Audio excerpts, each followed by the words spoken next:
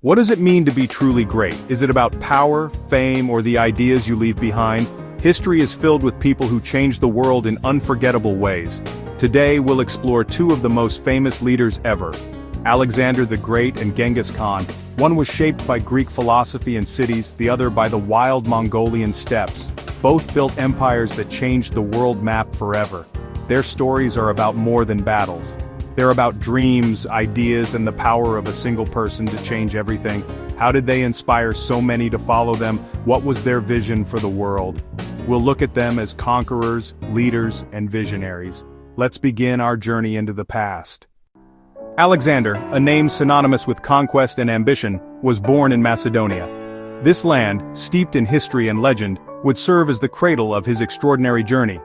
He was surrounded by the finest art, the most profound poetry, and the most revolutionary big ideas of the ancient world. These influences shaped his mind and fueled his aspirations. His father, Philip II, was a powerful king, a military genius who laid the foundation for Alexander's future conquests. And his teacher was none other than Aristotle, the renowned philosopher. Aristotle instilled in him a love for knowledge, teaching him not just to think, but to think deeply, to question everything, and to dream big, beyond the confines of his kingdom. From a young age, Alexander grew up hearing captivating stories of legendary heroes, of gods and mortals shaping the world. These tales ignited a fire within him, a burning desire to forge his own path, to create his own legend, and to have his own grand adventure.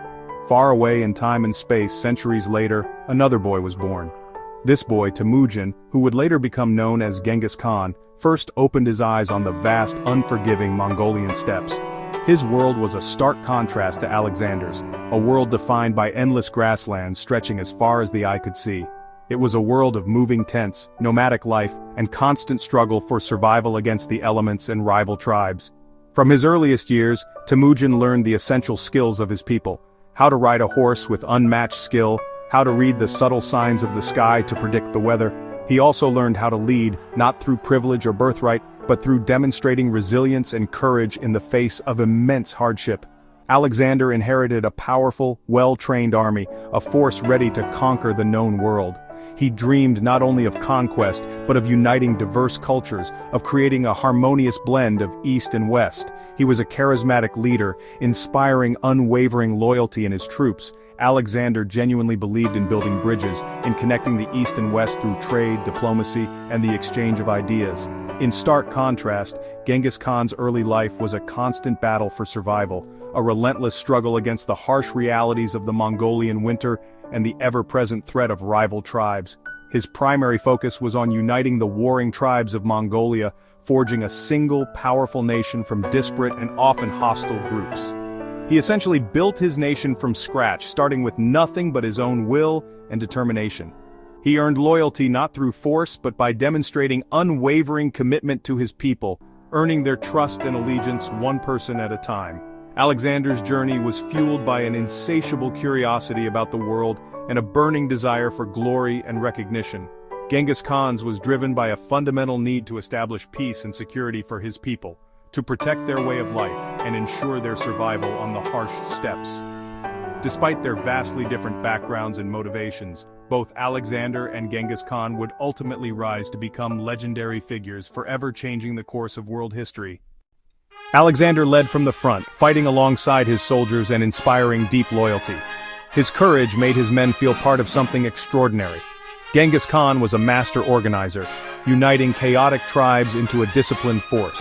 He promoted people based on talent, not birth, creating loyalty and opportunity. Alexander adapted to new cultures, blending Greek and local customs to rule diverse peoples. He encouraged his men to marry locals and share ideas. Genghis Khan ruled with strict but fair laws. The yasa applied to everyone. This order brought stability and trust. Alexander inspired through vision and example. Genghis Khan built a system where everyone had a place and purpose. Both led in ways that made their empires strong and lasting. Alexander's conquests were a whirlwind, a rapid series of military campaigns that redrew the map of the ancient world. Driven by ambition and a thirst for glory, he marched his armies from Greece to India, a journey fraught with peril and challenges. He toppled the mighty Persian Empire, a superpower of its time, and strategically founded cities along the way, each a testament to his power and vision. These cities became vibrant centers of Greek culture, hubs of innovation and artistic expression. They served as conduits, spreading Greek ideas and knowledge far beyond their homeland, influencing the course of civilization for centuries to come. His journey was as much about discovery, exploring new lands and cultures, as it was about conquest and military dominance. Centuries later, Genghis Khan began his ascent by uniting the disparate Mongol tribes, forging a powerful and unified force from a collection of nomadic peoples. From the steppes of Mongolia, he then expanded outward with lightning speed, his armies sweeping across Asia and beyond. His armies, masters of horseback warfare, were unmatched in their mobility and ferocity.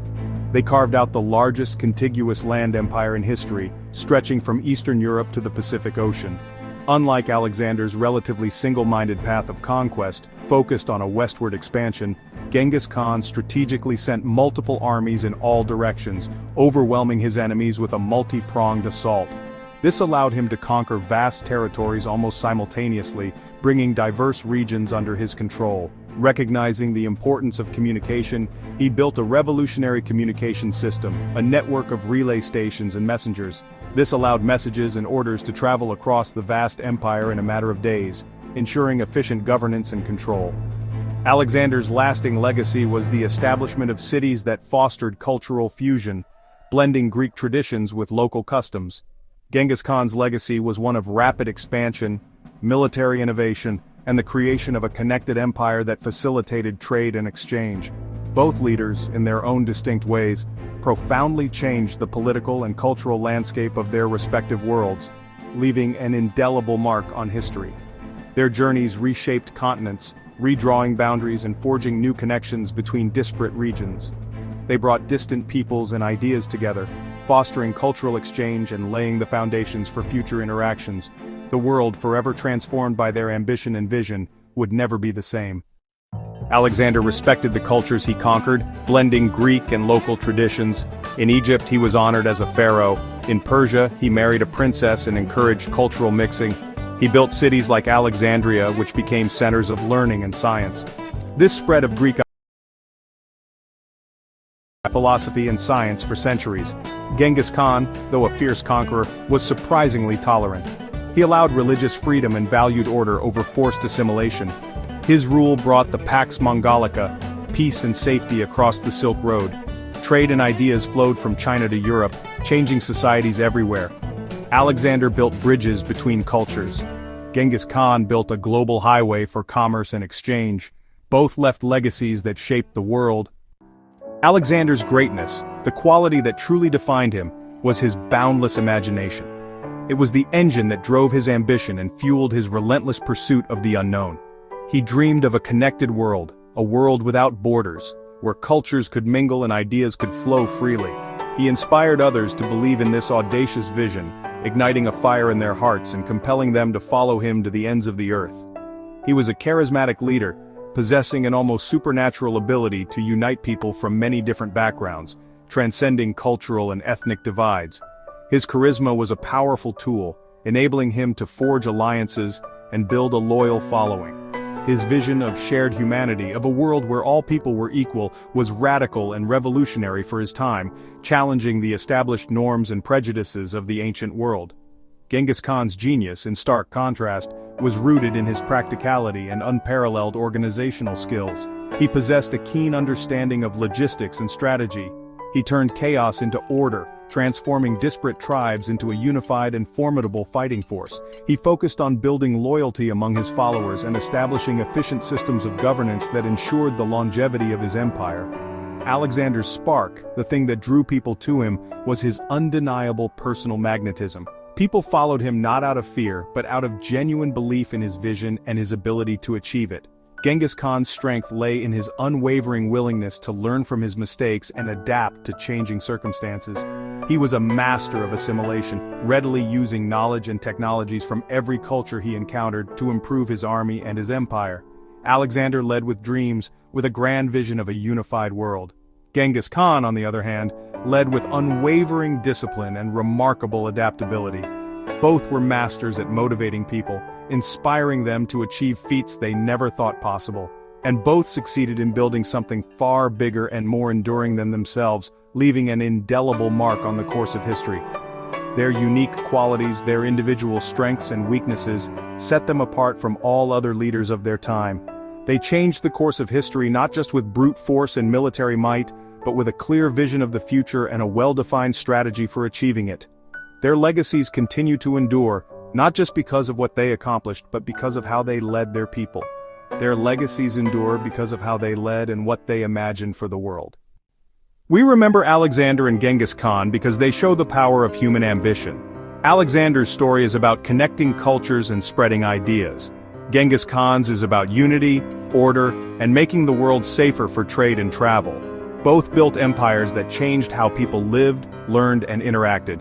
Their stories ask us, what makes a great leader, vision, or organization? They brought people together but also caused upheaval. By studying them, we learn about leadership, responsibility, and the impact of power. Their empires faded, but their influence remains. They expanded what people thought was possible. In the end, we're left to wonder, what kind of greatness leaves the most lasting mark on humanity?